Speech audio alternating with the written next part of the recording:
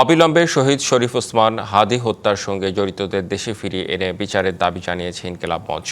সংগঠনটির নেতারা বলেন, ঘটনার পেছনে কোনো চক্রান্তকারী বা মদতদাতা থাকলে তাদেরও দ্রুত শনাক্ত করে বিচারের মুখোমুখি করতে হবে।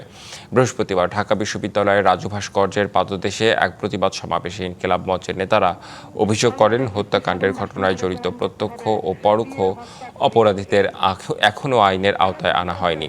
সরকারের উদ্দেশ্যে হুঁশিয়ারি দিয়ে তারা বলেন, হাদী হত্যার সুষ্ঠু বিচার নিশ্চিত না হলে জনমনে ক্ষোভ আরও বাড়বে।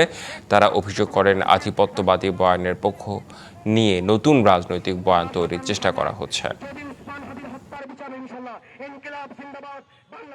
প্রতি মুহূর্তে প্রতি নিঃশ্বাসে ওসমান হাদীকে স্মরণ করুন। শহীদ ওসমান হাদী এই দেশের আজাদীর সন্তান। আপনারা নির্বাচিত হয়ে ক্ষমতায় গেছেন 3 মাস হয়ে গেছে, এখন পর্যন্ত বিচারের ব্যাপারে কোনো পদক্ষেপ গ্রহণ করতে পারেন নাই। এই জন্য তো আপনাদের লজ্জা হওয়া উচিত।